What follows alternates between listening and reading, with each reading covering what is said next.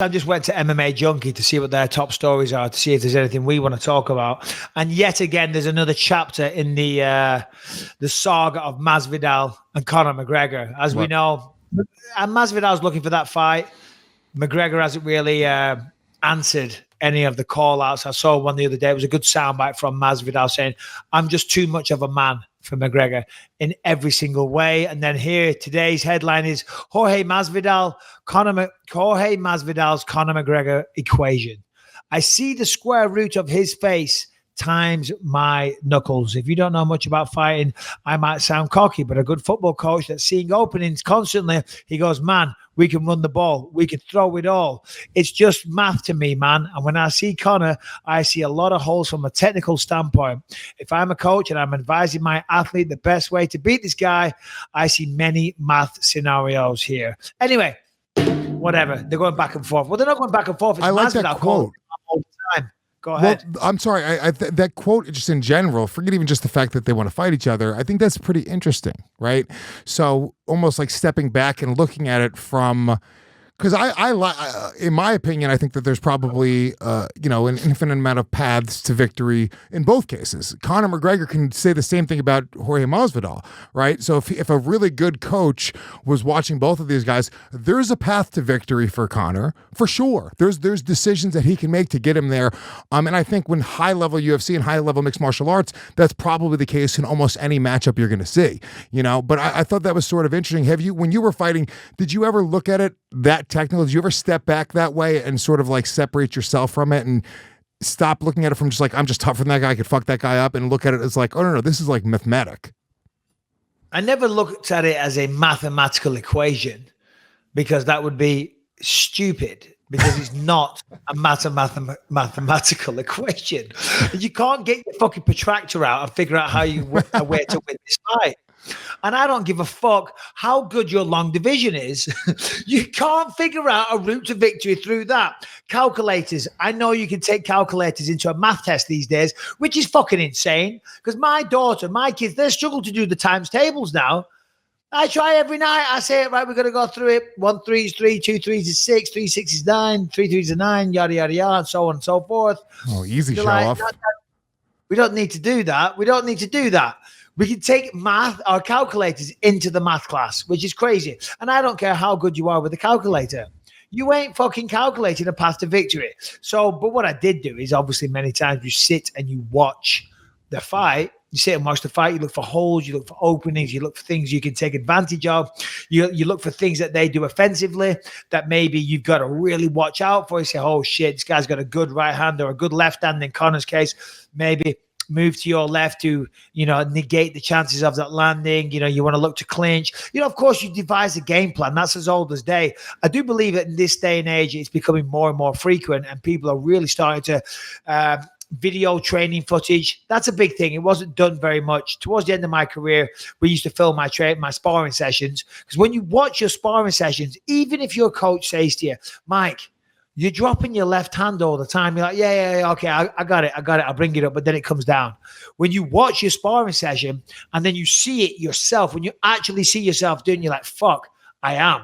It really drills it home. It's like, wow, I got to lift that left hand because I'm dropping it all the time. So watching the sparring session is really, really helpful. I believe, coaching is getting better all the time. There's more money involved. There's more an analytical approach to it all. But I think analytical is correct. I don't think mathematical is correct. Well, looking to the future, right? I understand what he's saying about math, and in MMA it's a little bit more abstract, I think. But it's like, let me make this point. It's a good slogan. It's a catchy headline. I don't think you're taking it way too literal. I look at his face times my fist. What did he say? He said, where is it?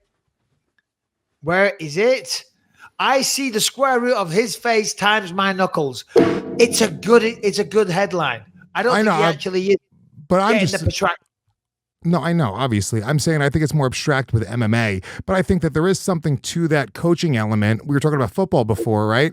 Where it's like, I think that there probably is in the future going to be mathematical approaches to coaching. And if you look at like running, like simulating plays in football, I'm sure that they already have shit like that, where it's like, if you simulated, 1,000 times what the absolute best result is, I'm sure ways that it can relate to MMA. I remember a few years ago, there was, they came out with like soccer gear for like soccer players to wear like underneath their regular gear that would test their like vitals, like how tired they are in real time, injuries, things like that. And then coaches could take that data and sort of make decisions based off of what the technology is giving back to them.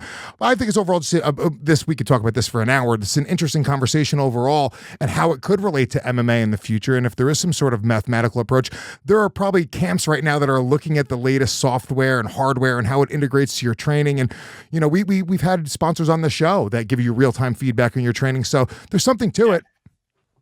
Oh, yeah, absolutely. Listen, I'm being stupid and being silly for the sake of the podcast, but you're absolutely right from that perspective. Yes, of course, training methods are getting better all the time, and the more scientific approach is the better term, not a mathematical, but math will come into that, but a scientific approach. So they'll look at, they'll probably work out how many times, I don't know, say you're lifting weights and you eat this, and what is your maximum output after having this kind of meal? Well, when you have that kind of meal, your output is less, and yada, yada, yada. So you look at nutritional input to physical output, times it by ratio of sleep, subtract from that the amount of times Lewis said baby boy, and then times it by the amount of championship fights you've had. When you get that answer, you can't lose, okay? Yes, one day they're going to do that. I could tell you right now, even with MMA, right? So I can just take...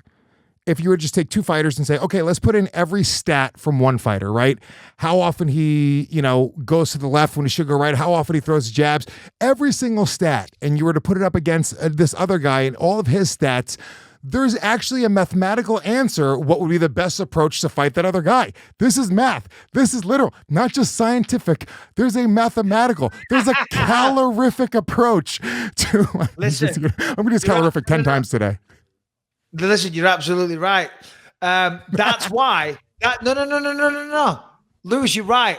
That's why, like, fighters like myself, we're going to be the relics. We're a thing of the past. The tough guys in school. No. What we're seeing now is a wave of the finest mathematicians taking over the UFC. You know what I mean? The nerd that you used to bully at school, he has figured out the equation.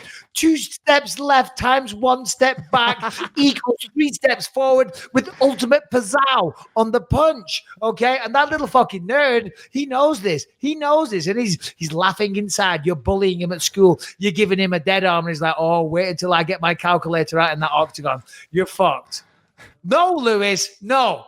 Math it up all day one, motherfucker. Math it up all day long. I'll smash you and then I'll smash your fucking calculator. There you go. Job done.